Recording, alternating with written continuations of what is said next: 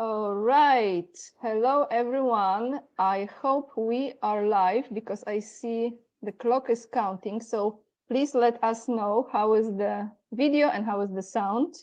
Today, no introduction needed because many of you are already excited to see back Andrei Martyanov and his incredible knowledge and his fantastic sense of humor. Andrei, can you welcome my audience the way you welcome Oh your yeah, audience? welcome everybody. Yeah, happy to be here with you, Anya, and with you people. Hello, that's me again.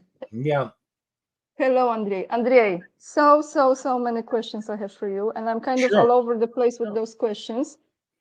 But what I think we will start with is actually a funny thing, because someone commented yesterday under the video when I announced that I will have live with you, and someone said, so looking forward to watching your interview with Andrei Martyanov. His recent video, Horseradish, had me laugh so hard that my sides hurt. And you can rely a message to him that he owes me a cleaning bill after I spilled my coffee on my shirt. Thank you for that video. I'm happy people enjoy it. From the kind of a recreational point of view, not only from the point of view of military sciences, and. No, but thank you, because your sense of humor just makes it easier to swallow it, the news. It's not always pleasant, but you have great sense of humor, Andrei. Thank I you. want to ask you about this. Maybe a different question first. Usually, well, most of the times, wars were saving the dollar. That was the formula. Do you think, is there any war at this point that can save the dollar? No, no, it's over. Okay, okay, that's it. So even if they make it bigger, it's still not gonna save it. Or if they make it bigger, they will sustain a catastrophic defeat. For now, it's still catastrophic, but at least United States proper and Europe are not touched that much. If they want to go bigger, as Mr. Lavrov stated yesterday, and I quote, just come and fight and see what happens. So it's really nonchalant. I mean, it's almost blunt. So, So let me ask you this. How much of the war is really about the military activities, and how much of the war is behind the curtains of political theater, in your opinion, uh, percentage-wise, if you could say? I know it varies. well, yeah. Any war, it is always the part of the political strategy of the state. And of course, the war and victory in war is defined by the achieving political aims of such a war. And political aims of such a war on the part of the West are absolutely clear. It was about basically making sure that Russia is defeated, that economic sanctions will make life miserable, Russian people will rise up, and of course they throw Putin out and his team, and they get all those, creeps, liberal so-called, all those dissidents and everything, and the pro-Western cabal back into power.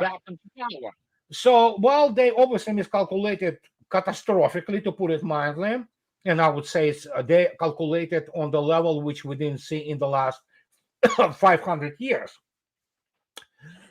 Even Hitler miscalculated on a lesser level, but they miscalculated on the absolutely incredible scale. Nothing even remotely comparable to how they miscalculated. And there you go. And now they have to kind of do the same thing over and over again because they have no other option. They put themselves into a strategic trap.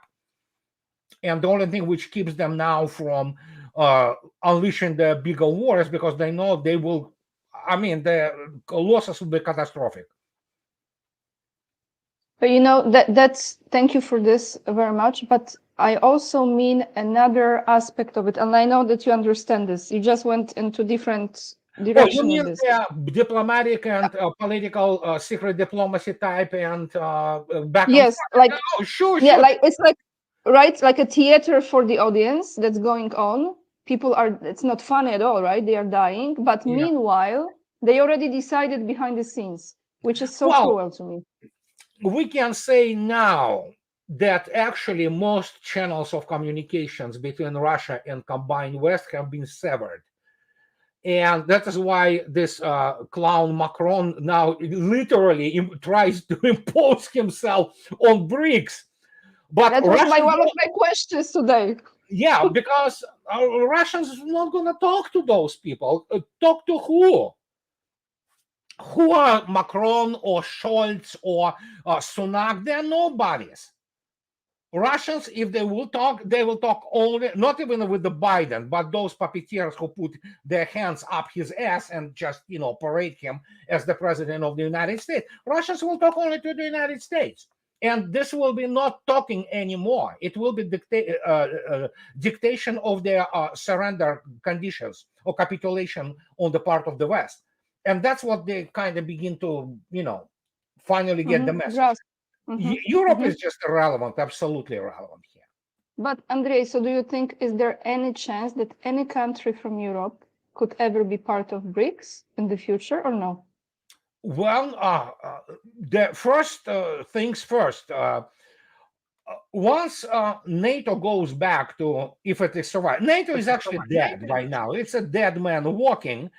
It just haven't been formalized in de jure. It's de facto is useless military alliance whose mythology have been and whose tricks have been called and bluff has been called.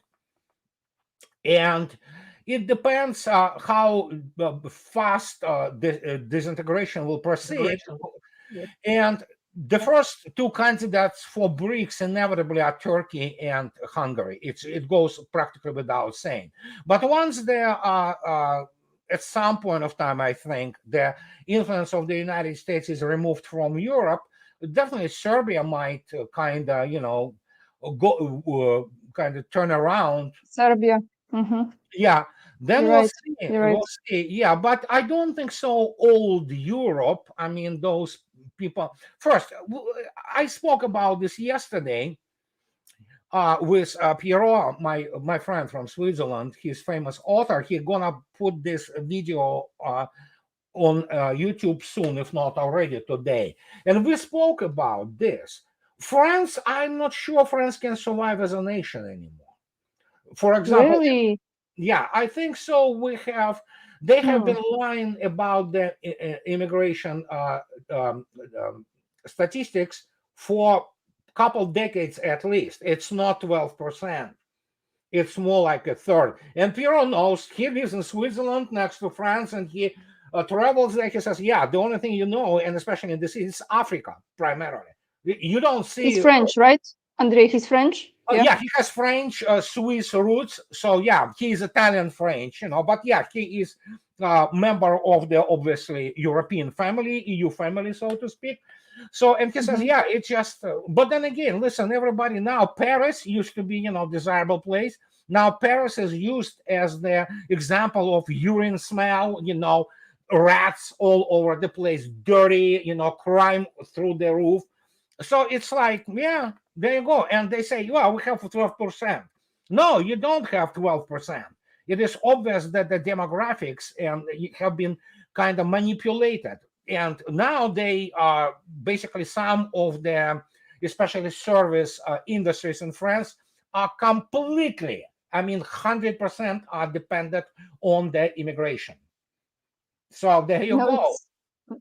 It's incredible, like the way how you're taking this conversation today, because all of these topics I had on my list to discuss with you.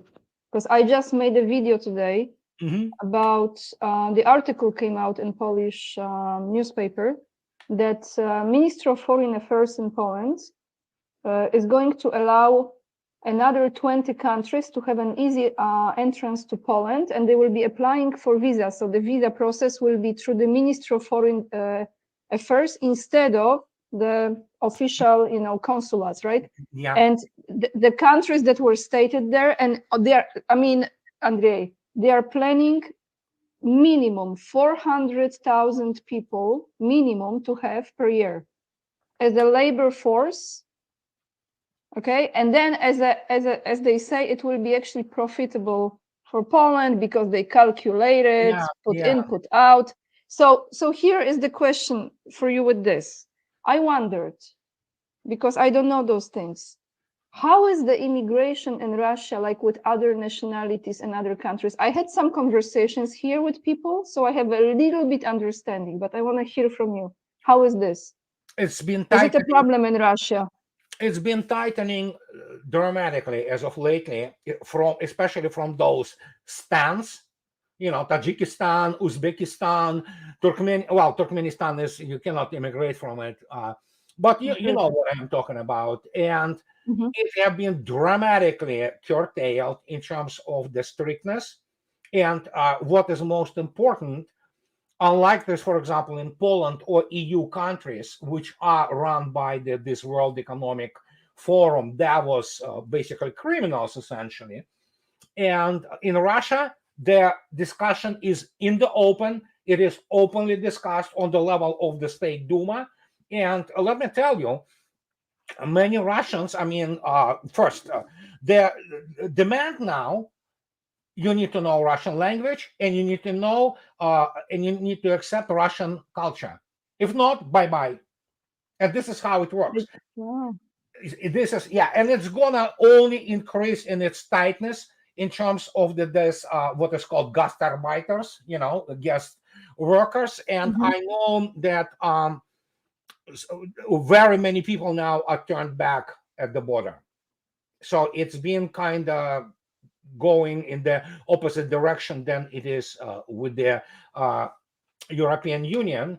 And yeah, many people, including the people, for example, different cultures, not just Russian people, but Tatars or Chechens, or they say, you know what, we don't need this here. Mhm. They I've want. heard this exactly what you said. I've heard from few people, those Kazakhstans and no, Tajikistan mainly. I Yeah, heard about Tajiks, yeah, Tajikistan. Tajiks, yeah.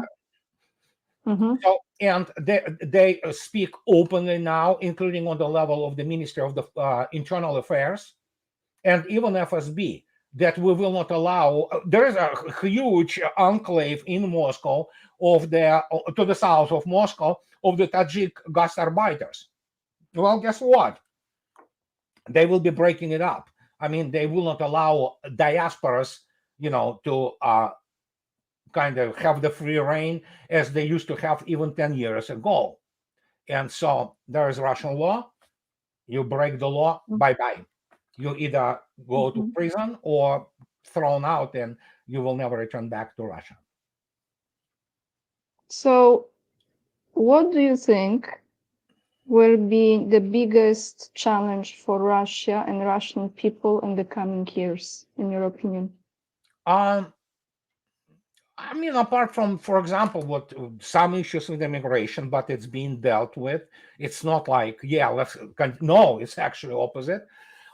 There basically, as long as there is no huge war, and Russians are doing all what is necessary to prevent it and control the escalation, because Russia has escalation dominance, I think so. The future is quite bright. If you look at even what recently closed at the St. Petersburg International Economic Forum, obviously the abbreviation is not good sounding, like SPIF.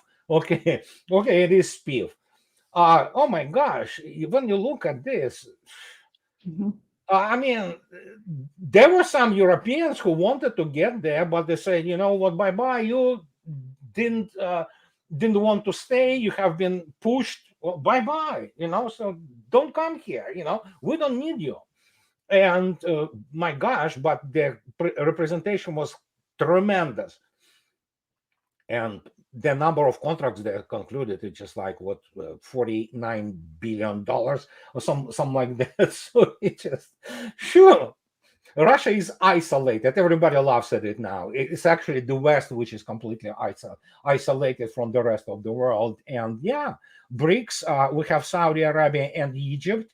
So Russia, the coming BRICS summit, will be voting for Egypt to join BRICS, and obviously for Saudi Arabia. And that's what you need. BRICS now owns pretty much 80% of the world resources of everything. Yeah, that's right. Yeah, and it has the largest stockpiles of nuclear weapons, powerful armies, and it just, so yeah. What are you gonna do? What are you gonna do? It's just so simple. But do you think, is there any challenge, or I would say any weak spots of Russia that Russia will resolve in the coming years? Maybe psychological, or maybe... There is some so-called opposition. Obviously, it's most of it is financed from abroad. But other than that, and especially in the wartime, even people who do not necessarily share Putin's policies, like in the world, peacetime, everybody, you have to understand, you are in Russia essentially, right? You can ask anybody. It finally dawned completely as the profound understanding on the fundamental social and societal level in Russia. It's like overwhelming majority now know West is the enemy. Every single normal Russian, when you ask, and that is try now to manipulate this, because this one came not through the Communist Party propaganda or something like that, which, by the way, there is a proverb in Russia. Everything communists told us about communism was a lie. Everything they told about the West and capitalism turned out to be true. And that's now, this is like, how to put it? I mean, 90% of population of Russia, and especially the thing which I encountered already during my trips, I never saw in my life. And I spent half of my life basically in Soviet Union and Russia, and of course, I never lost the connection to it. Never in my life did I see such an overwhelming sense of the contempt towards the West from Russians. It is like roles completely changed. Now it's just like, who are you? We don't even want to talk to you. And they try. I remember like this stupid, what's her name? European. Oh my gosh, von der Leyen. She threatened that Putin will not be able to shop in Paris. Those people are idiots. They literally do not understand what is happening. And that's how they miscalculate it. And now you have the overwhelming majority of Russians looking at the combined West as the enemy, existential enemy, and there will be no reconciliation because nobody trusts the West anymore. I have to share something with you, Andrei, and I know you will understand this.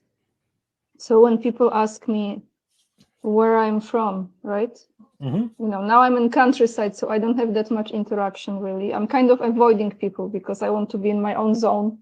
Yeah. But when I was in Moscow and I go, get coffee or eat something, or just, I really interact very easily with Russian people. Yeah. And they ask me, where are you from? And I'll be honest with you, I have moments when I really pause and I don't want to say. And then they say, ja z Polski. I'm from Poland. And I see, because they are so friendly with approaching me, and then when they hear where I'm from, the face changes, the eyes you see, and they look at me, and then I have to go into my completely broken Russian, however I'm, practicing, and I have to say what I think. I'm not gonna say it here because everyone knows what I think, and it's not easy sometimes because they almost it's hard for them to see, there is a Polish person who is actually approaching us in a normal way, and I have to extra. Yeah, it's extra express it. Yeah, it's inevitable, especially knowing what are the official policies of Poland are. In terms of people, I mean, there could be no closer Slavic people in the sense of a lot of common in culture than Poles and Russians. But of course, when you have the elites which are completely bananas, obviously people like that. But but generally speaking, look at Germans right now. It is confirmed, and many people confirm, including Germans. It's not just, for example, Russian Germans. There are Germans who are going to Russia now to live. And guess what? Russia have a good discrimination between official position of, and look at this family of hair family from Australia. They make this wonderful YouTube channels, and they literally involved Putin to the point of address. We need, Russian citizenship. Well, they got the green card now, and the Australians, Russians love them. So it's how you treat people, obviously. And then nobody cares who you are, Polish, German, whatever, as long as you, and especially for Russians and Poles, it's very easy to communicate. There is still this kind of thing which very specific between, again, I remember when Kaczynski died in this unfortunate accident, and there was a love fest between Poles and Russians on the internet, basically, So it's kind of like we need to see the larger picture. But of course, there are people in Poland who hate Russian guts. I cannot say that all Russians necessarily hate Polish guts, but they understand. But do not forget, Russians are actually very sophisticated people in terms of foreign policy. In fact, it's extremely sophisticated. They do, most of people, not even babushkas at some whatever, in some village, they kind of like, what's going on in the world, because they really care, because it touches this war issue. And for Russians, war is it's always omnipresent in their lives. And there you go. But nobody cares about if you're a good person, if you're Polish, if you're black, if you're Arab or whatever. You're a good person, just, that's it. Yes. That's how it's so true. You can tell from the heart.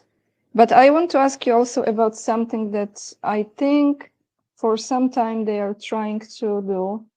Those color revolutions that CIA creates, right? Yeah. And they are working really hard to create some issues with this within Russia, I believe. Of course. Do you think they are going to succeed with those movements in Russia to some extent? No. Because this is even like some regions of Russia or some groups of Russian citizens, right? There are groups. There are groups.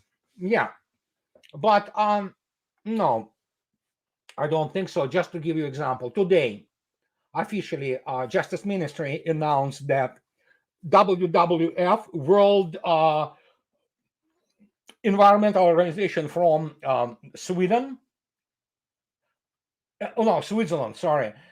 Very famous WWF. They have the panda on them, which it have been declared today foreign agent and undesirable presence in Russian Federation.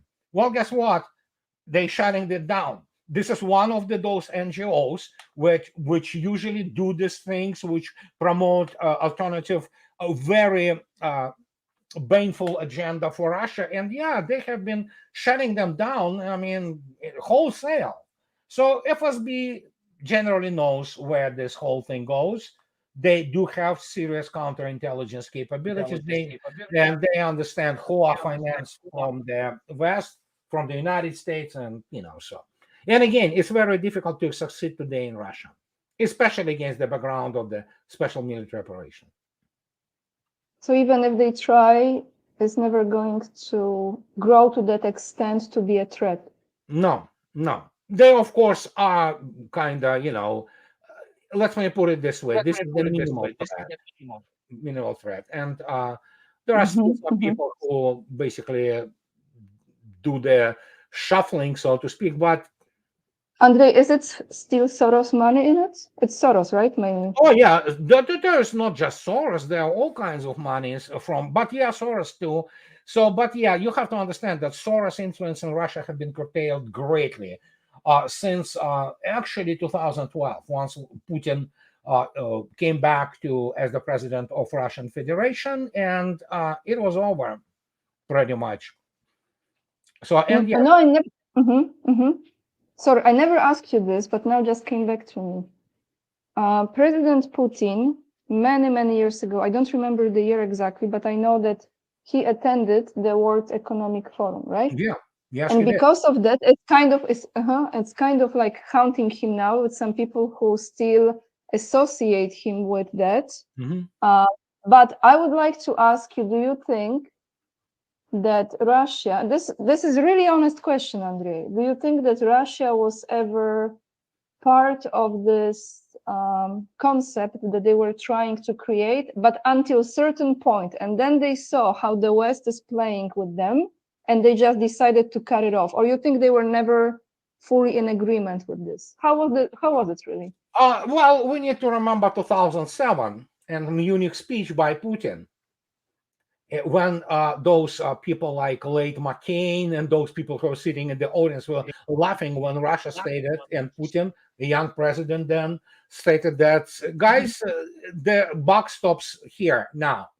They thought they knew better. And after that, pretty much it was all maneuvering. It was inevitable. I can tell you one thing. There are...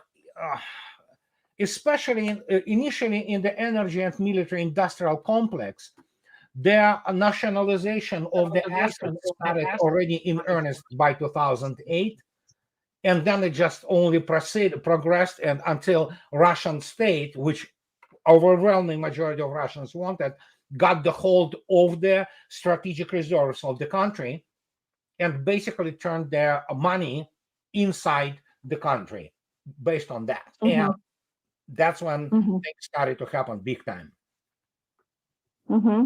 So do you think the world will ever be completely denazified? Oh gosh, it's I don't know what the fate of West is. It's going to be another pole of power if the Western Europe survives. I'm not sure United States will stay together, so at this stage I don't know. There will be the massive changes in Europe, obviously, and in Eurasia. So, but fact is, what is the fate of the United States itself? What's going to happen? I wrote the book, Disintegration. It is happening as we speak. If look at who is president. Look at the people who run the country. They ran it into the ground. They are totally incompetent. Some of them are downright imbeciles. Like Annalena Baerbock, 360 degrees turn. It's just like, boy, girl, have you even attended like 6th grade geometry classes? And that's who they are. They are genuine like this. That's how stupid they are. And of course, what do you expect from that kind of people? They will, destroy things. That's the only thing they can do. You said many times, Andrei, in your interviews that Russia has already won this war. Now they are, I always have problem pronouncing, demilitarizing and denazifying.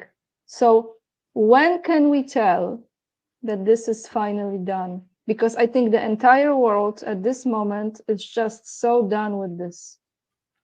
Besides aspect of people dying, right? We have to acknowledge this. Yeah, Vladimir Putin a few days ago, he stated, we pretty much completed demilitarization, not denazification. Denazification is going to be a long process. But demilitarization, he's pretty much correct, because Ukraine as such does not exist anymore as a state. It depends completely on their financial and military help from NATO. It literally doesn't even have the, so to speak, any kind of economy, which the best parts of the economy, the heavy industries, machine building complex, they are all in Donetsk, Lugansk, and those areas, Zaporozhye, where Russia is present now, and they are part of Russia now. So when you look at this, the only way they can fight, they cannot produce tank out of their own means. They cannot produce enough ammo. They cannot produce just pretty much anything anymore. If you look intensively at their modern COE, table of organization and equipment, for all intents and purposes, it's a NATO equipment, all of it. It burns really well. Russians do a heck of a job burning and blowing it, but I mean, it just there goes environmental friendly, by the way. Yeah. So there you go. And so once we'll see what is the plan.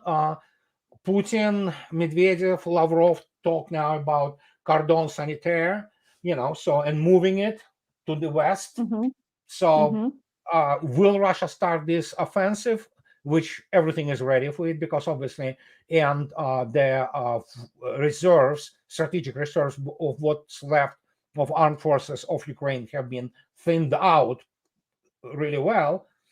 We'll see then, but denazification will take a long time, because you need to, hello, yeah, you need Yes, to, yes, yes. you need to basically, how to put it, bring up a new generation of people who dissociate themselves with these crimes, and that will take a long time. I think few generations, Andrei. Yeah, maybe even few generations, absolutely, until you have normal, loyal, educated citizens who do not believe. I mean, when you look at the present state of media, for example, in Ukraine, it is complete psychosis. I mean, those people, I mean, I never saw anything like, even Nazi Germany, they had that to a certain degree with Goebbels propaganda. They also had that degree of, how to say it, believability, if you wish, that, yeah, we kind of attacked here with the, Yeah. these guys, they Some just, some reasonable, something yeah, some reasonable. reasonable, yeah. Here it's just they make things up completely. It's just like those 6 Kinjals, which they shut down, and as one of them was shut down by the lady which threw the can of the pickles, at it and shut it down. That's Just right. like, and this is all over the place there. They believe this. They believe that Russians don't know what the toilets are. They really believe that Russians are actually, they run into the Ukrainian houses and take the toilets away and refrigerators. I mean, that's how brainwashed they are. For example, if you take average Kiev person, and you know what Russian cities look like, and put him or her in Moscow, they will have a cognitive breakdown. They will have, they will have the psychotic, because they believe that Russians actually, dirty. They don't have enough to eat, and and then when they don't understand, because they have to block it out, because it was the part It's a shock. Yes, yeah. yeah, and Cognitive not only dissonance. that, yeah, they really believe that they were the first people, in everything. So they are absolutely. But I actually I want to share this with you, because I feel like, I'm not going to talk about those labs in Ukraine, because we know, and I want to say something different here. I have very strong feeling that there have been a lot of technology used in Ukraine also to program people. Oh, and, yeah, absolutely. And this is not just like MK Ultra and stuff, but this type of work, Andrei, because those are the frequencies. I mean, if they were able to create those, this triggers YouTube. So, those places where they had those nefarious studies done. So they could also do this on people in different ways. And I think they are literally, many of them are, they don't own themselves. Like, they're controlled by some different it's a social and it's program. psychological, basically operation, classic psyops. You find the weak Yes. spot. The weak spot in the Ukrainian nation is, you know what? None other than Arestovich. Mr. Arestovich, the man spoke. Only recently he kind of retired. It's all over internet. You can look it up. He is on record. He said you can tell the average Ukrainian anything, they will believe it, as long as it has something made in United States or made in Europe. They really believe that. They also believe that if they get to European Union, next day there will be, pensions, 5,000 euros a month, and they will automatically, those highways will appear, that's what they do. And the whole nation, well, not whole, but much of it, have been programmed like this. It is like a psyop, classic psyop. You find the weak spot and you go with it. They totally exploited Ukrainian insecurity towards Russians, and again, they get to Russian cities and they see those highways, those things like. They told us, It's like electric shock for the brain. Oh, It's like electric shock. some of those people will not survive it. I know there was a video a couple of years ago. There was a mother and a son before the special military operation from Ukraine. I don't remember, Dnipropetrovsk or something like that. And they have been taking this thing, on the Moskva River, little the vessel, the tourist vessel, and they were recording. And she's like, "Yeah, it's because of us. They have this and like." Okay, that's what it is. Wow. I mean, okay. Yeah, it's like two different planets in one Oh, yeah, minute. absolutely different. Yeah, and again, do not forget, they're all intelligentsia, and those people who had the connection with the Soviet past, educated people. It have been completely cleaned out. You have those people from villages, hutor, ragul, as they call in Russians. They are uneducated, uncultured, and they would believe anything. And that's what happened. Okay, here I have a comment. I really want to read this to you because I promised myself that I will read this, and it's a different approach to our conversation. So I will be quoting. This is from someone who is my follower and supporter on Locals. And I will be quoting, "I follow a number of commentators on YouTube, Rumble, etc., all good people who mean well and do a good job and a service to all people searching for truth. However, there is a major disconnect. All commentators, including the Duran, Scott Ritter, Andrei Martyanov, McGregor, etc., state without reservation that Russia is winning in Ukraine. While they give what should be a good reason for their opinion, it is very clear that the Western powers believe they will prevail. For example, it is said every day that Ukraine is running out of ammunition. Yet today, this was several days ago, yet today an article in RT reports that the EU will send over 1 million rounds of ammunition and will keep doing so. Commentators also reported that Ukraine was out of tanks and was receiving a few here and there, yet somehow Ukraine ended up with about 550 tanks. How? I would like opinions on why the West believes it is winning. I am not interested in hearing that it is the result of delusional thinking. I believe they have some sort of rationale. Looking for opinions on what that might be. Thanks." Well, it's a long question, obviously, which is obviously betrays the person who wrote it, having some, and forgive me for being blunt, having some issues with understanding numbers. And if they think that the 550 tanks across the front line of 1,000 kilometers long is enough, then I have the bridge to sell them. Apart from the fact they have to look up the numbers of how many of them have been already destroyed. Now, if they think that the million promised ammo, have been promised by the EU, first, it doesn't mean that it will be there. Fact is the high probability, and I'm talking about very high, that only if they ever provide any kind of ammo, it's going to be only a fraction of what they promised. However, those people who write this type of which is not really a question, it's a statement, the fact they have to understand that at the peak of special military operation, including the latest 2 weeks, when basically whole strategic reserve of the armed forces of Ukraine have been slaughtered, literally slaughtered. They have to understand that Russians used up to 60,000 shells a day. So if they don't understand, okay, let's reduce it to 50,000. If they don't understand what does it mean, it means 20 days of fight.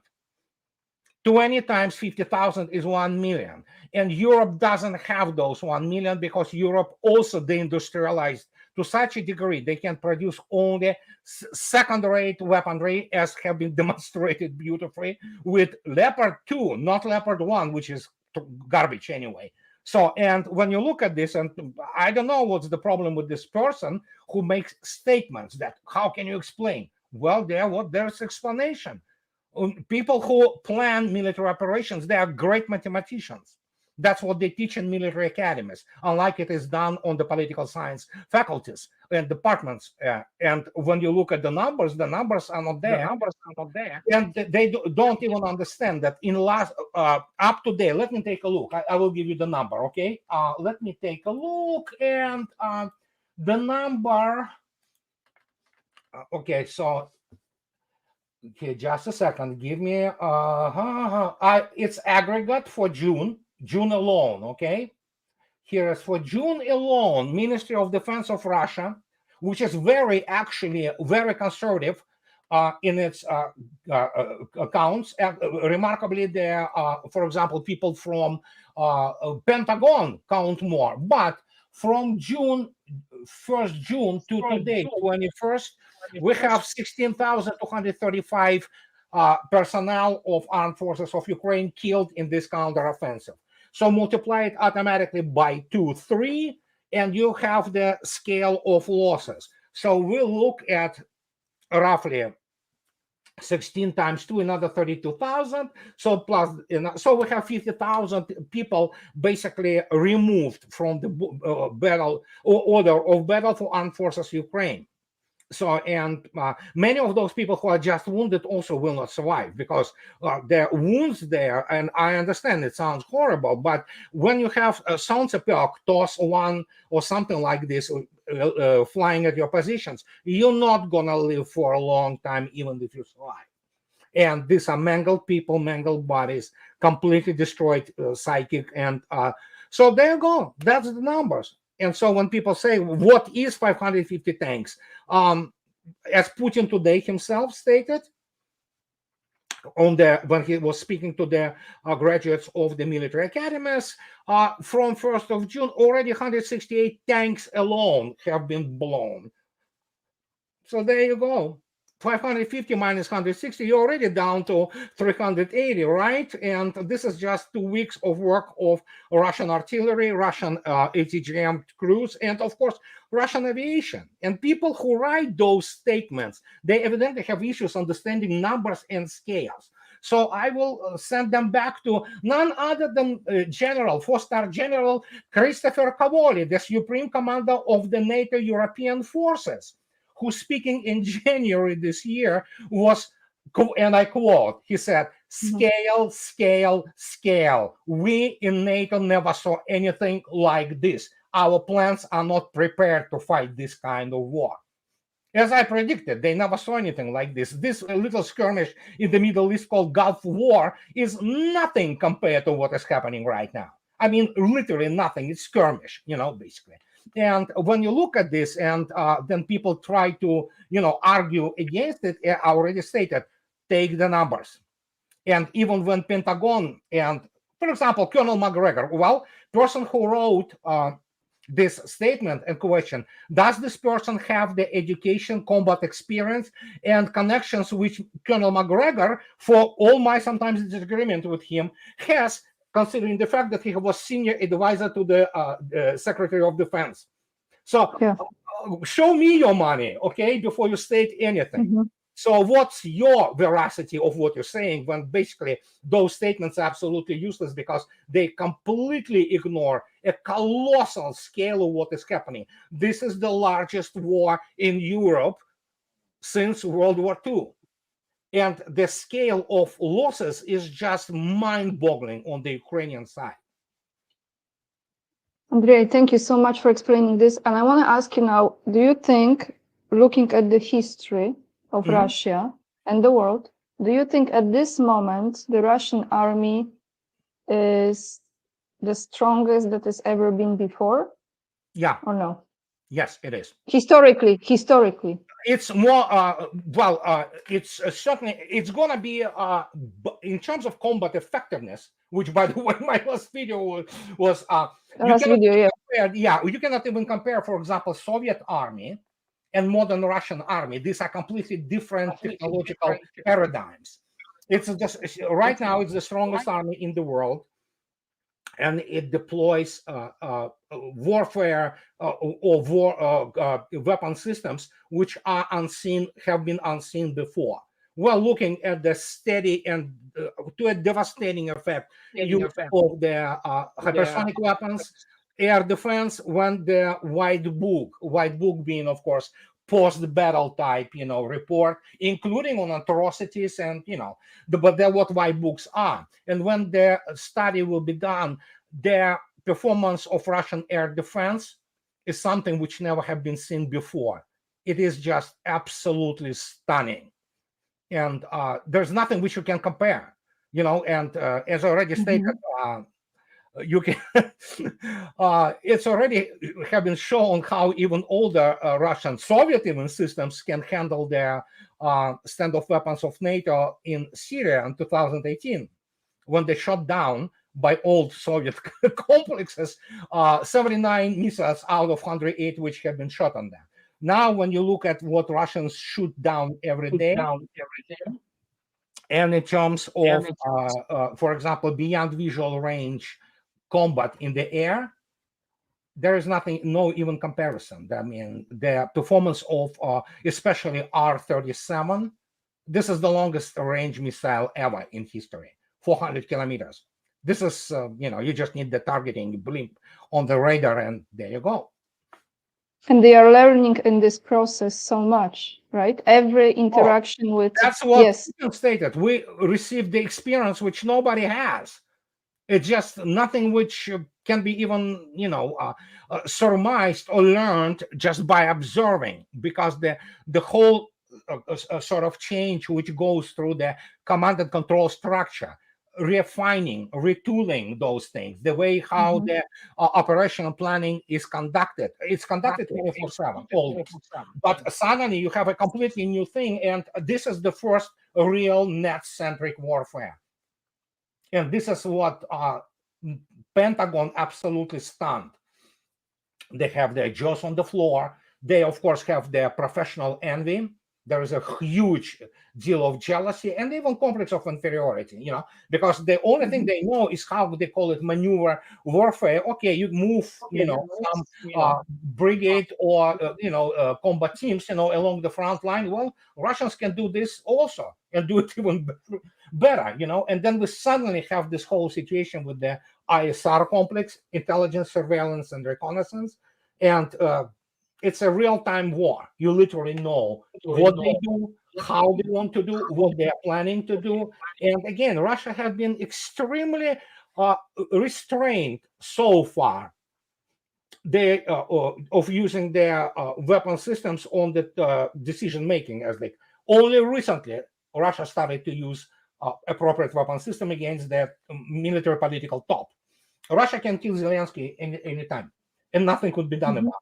Nothing. I mean, you can put 10 patriots which have been discredited completely. 5 of them have been wiped out. You have to understand, it's the issue of course, prestige.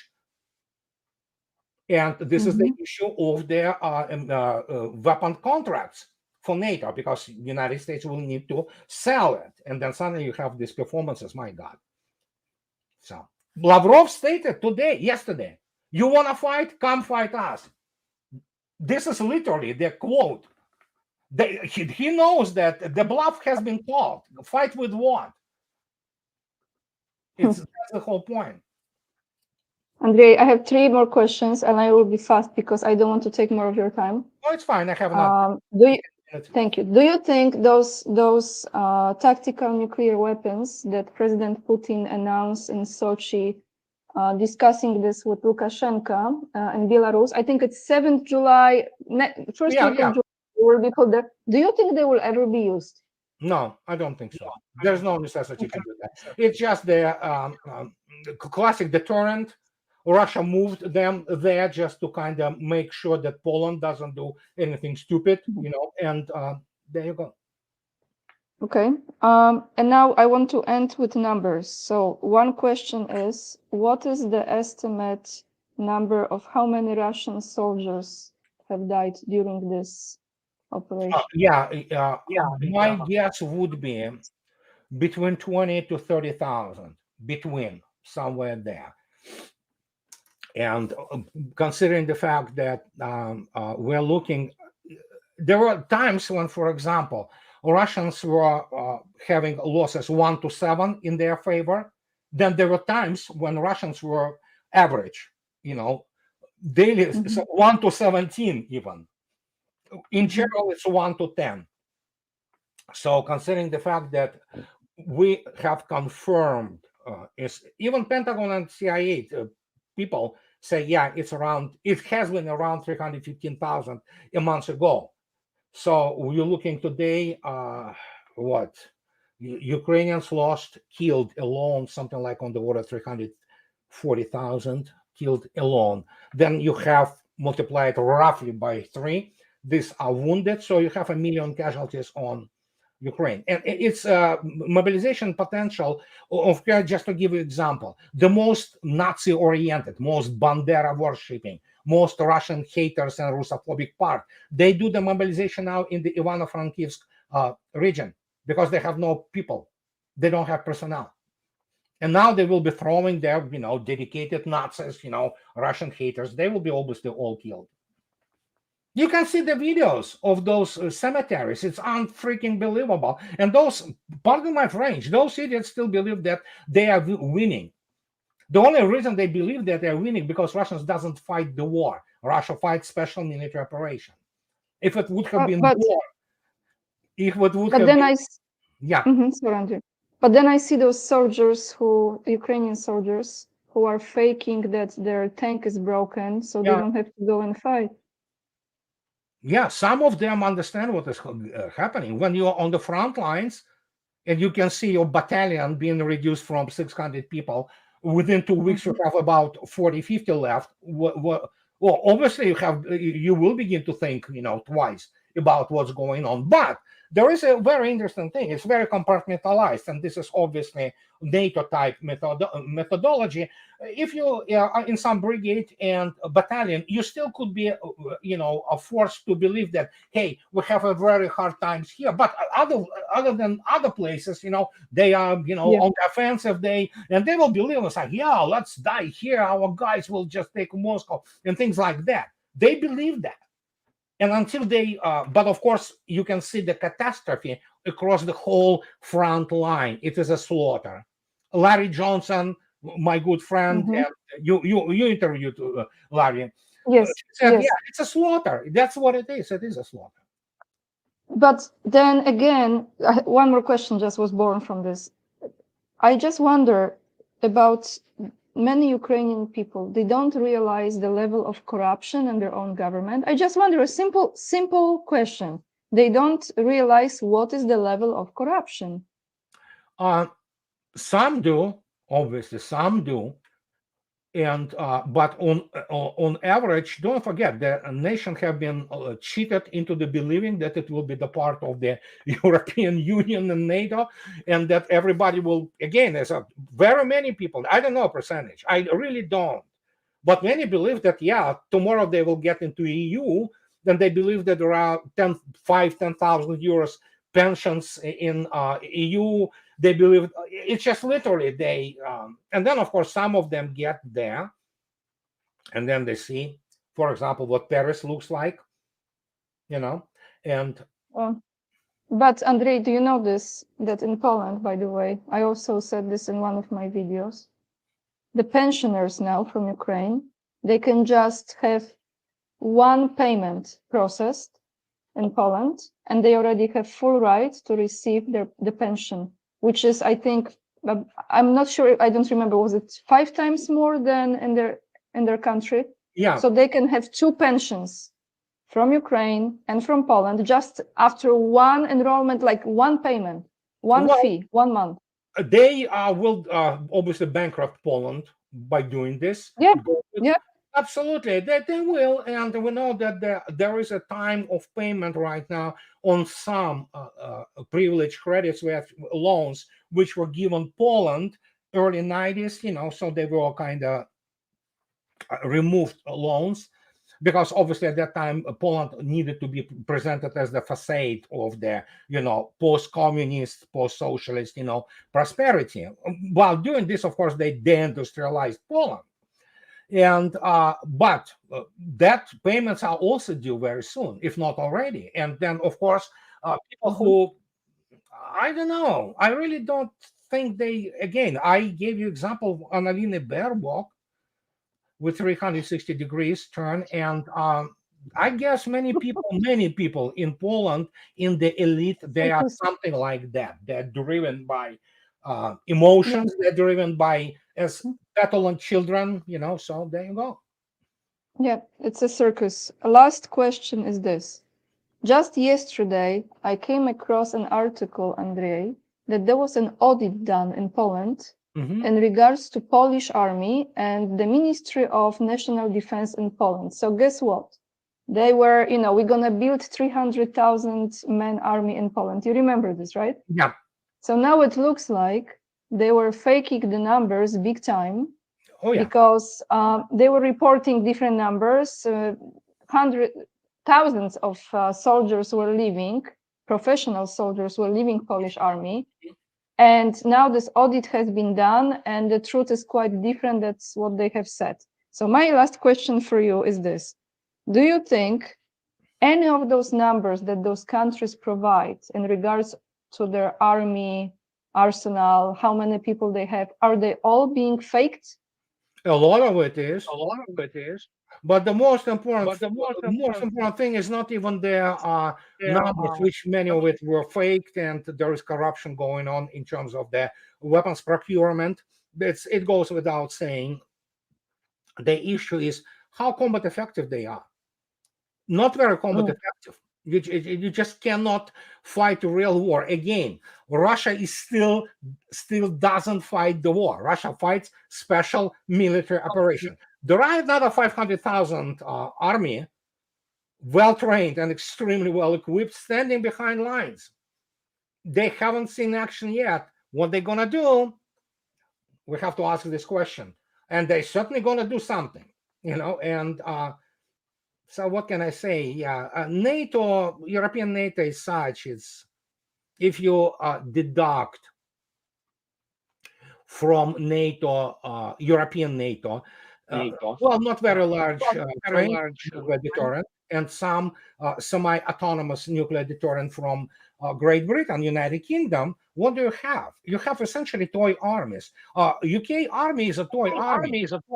Toy soldiers. Yes. Yeah, it can fit with a lot of space to spare into Wembley Stadium.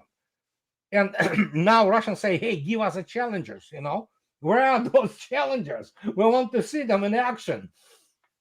So that's what they operate. Some of their things which are absolutely outdated and not designed for the modern warfare. And the same goes to French. Well, they're in a little bit better shape. Italians, who knows? So when you look at this, how they're gonna fight? That's what Lavrov stated. Come on in, guys. So it's not just, Andrei, it's not just the quantity, but it's also the quality. Quality and effectiveness, absolutely. And none of those, it looks like both of those are missing.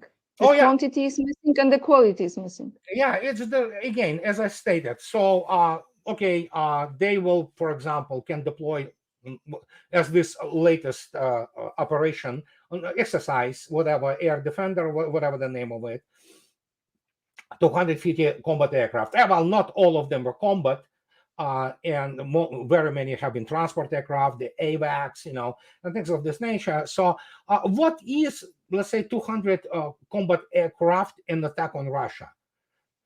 About a week before they will be all wiped out of the air, and the airfields will be bombed into the total oblivion. So the people need to understand what kind of war we're talking about. And I'm talking about conventional war. And that's what they didn't expect. That's what they never thought Russians would do. So there you go. Andrei, thank you so much. It's 1 hour and 1 minute. Thank you so much for joining me today and for all your expertise. And people appreciate you so much, and I do as well. Just to mention all the links to Andrei, to his YouTube channel, his books, his blog as well, his website, and what else? Buy me a coffee link also. Everything is attached down below this video already, but below this live, but I will put in the first comment, in the pinned comment too. Anything else, Andrei, to add? Oh, no, it's fine. No, thank you very much for promoting my site, and yeah, absolutely. Well, you're still on Amazon. I'm not, so you Oh have to. gosh, yeah, it's so. Yes, but it's all good. It's all good. Thank you, everyone, for watching. Thank you so much for joining us today with Andrei, and hopefully until next time. Lots of Sure. love, everyone, and goodbye and good night or good morning, depending wherever you are. Bye bye.